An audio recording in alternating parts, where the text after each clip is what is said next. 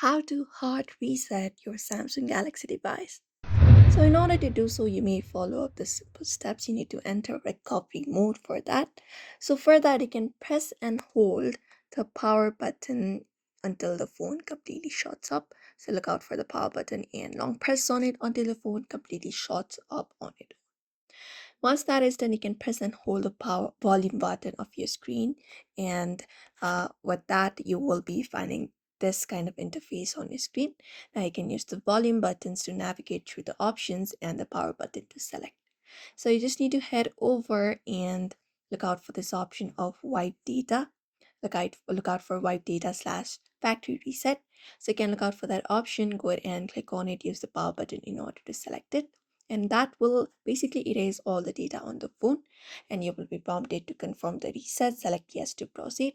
After the reset complete, you can select the option of select reboot system now, and it will hard reset your Samsung device.